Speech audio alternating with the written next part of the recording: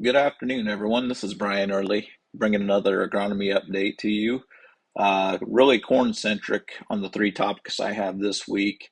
A lot of corn across the geography is in the transition period when it's moving off the seed to to its root system, what I call the teenage corn syndrome. We'll talk about that. Rapid growth syndrome is evident in a lot of fields, something that's purely cosmetic but makes people ask questions. We'll delve into that. And then probably the biggest one I want to hit on is some of these weed issues that we got, particularly water hemp and some of our corn and escapes, and look at corn herbicide restrictions. So looking at teenage corn syndrome, or just transition off the seed, as we could call it, the change, we're really looking for this period when we're moving from V3 here, uh, moving to V3, I should say, from the seed. So you can see in this illustration, V1, V2, you can still see your little seed there below the plant. By the time you get to V3, and on the V6, that seed has shriveled up and gone away, and that plant's forced to live on its own roots, or off, that's its only source of food. So during this time, when you go from V1 to V3, the corn can go from that nice, even, perfect planting look to all sorts of erraticness, different colors, and such. And really, it's the corn trying to get its root system under it and even it out with the above ground growth. So this year, with the dryness, has exaggerated a lot of things we've seen. So we've seen more purpling, more nutrient issues show up due to lack of soil chemistry due to the dryness. And the hardness of the soil for being dry for so long has really exaggerated that this year. So most of the time, this will come out of it. So I've got a field here, split between a couple hybrids. And if you look over on the side of the screen over here, you can see just the erraticness of it, and hybrids can differ in this too. So fortunately, this will even up and pull through it. Even next week, there'll be dramatic changes in a lot of these fields. So it's not uncommon to see a lot of height difference, color difference, and unless it's very dramatic or many leaf stages back, this is usually not detrimental to yield. But it is hard on the eye after you've been looking at a perfect stand. But fear not, it will pull through. Moving on to rapid growth syndrome, this has also showed up very prevalent this year, especially when we've got rain and heat in a lot of geography finally.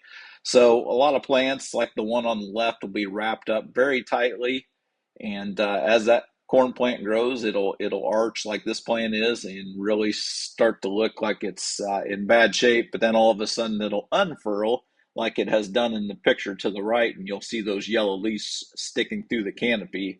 Those yellow leaves were plants like the one on the right that was all wrapped up. And once it sprung free and broke free from that wrapping, that leaf was not photosynthesizing yet. So once it gets a couple days to get that kicked into gear, those leaves will change from that bright yellow that really catches your eye to a nice dark shade of green. So again, something that's cosmetic that really doesn't hurt anything. We see it most years. This year's probably a little more dramatic than most years, but something that's showing up that really is nothing to be concerned about.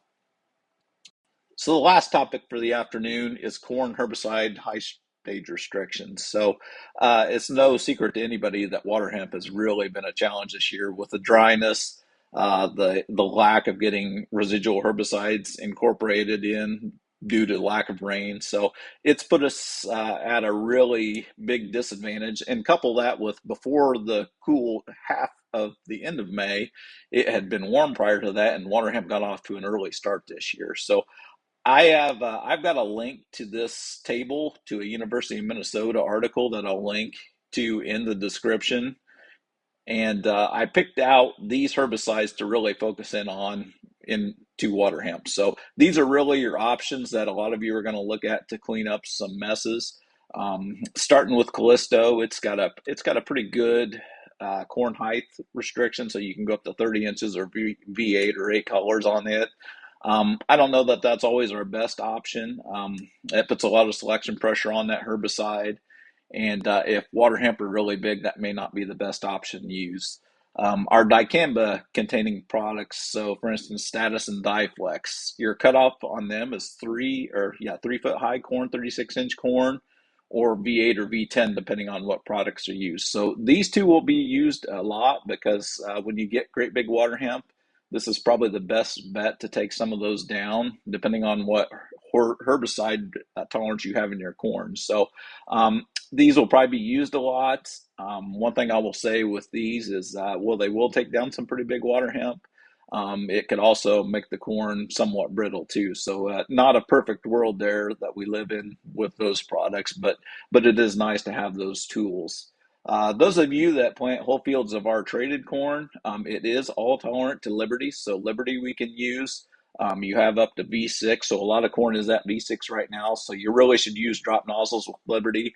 And to me, I would really want to use drop nozzles with Liberty because being a contact herbicide, you really need to coat those leaves. So I need to get that spray off the top of the corn plants and down in there where it's going to get to the weeds. So if you got a set of drops and you want to use Liberty, it would be a fabulous cleanup option, but make sure that you use AMS, a lot of water, and it'd probably be a really good idea to use drops. Anybody that has whole fields of pure enlist or vorseed corn, you are able to use Enlist One or Enlist One tank mixed with Liberty into those fields of corn. Pretty nice height restriction on it, so you can go up to 4 foot tall corn. Use drop nozzles anytime you get above 30, but pretty widely to be used as a cleanup option. And as we get more Vorseed and Power Core hybrids in our lineup, this will be a good option going forward.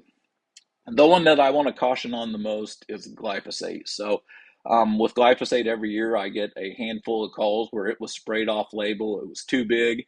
That corn plant was starting to determine its ear. And because glyphosate tolerance in corn is not complete tolerance, you get 25% of the kernels that are susceptible to die. So that little microscopic kernel in V9 or bigger corn that's in there forming, that glyphosate can translocate and knock out 25% of them kernels. And this isn't seen till those kernels start to fill and get yellow in them, and all of a sudden you see you're missing a bunch of your kernels. So I always heartbroken when I go on calls where people use glyphosate off label to clean stuff up, and we run across that because the yield loss is pretty substantial with that. So that's kind of a wrap on the 3 items for this week pertaining to corn. As always, if there's any questions, feel free to give us a call. Thank you.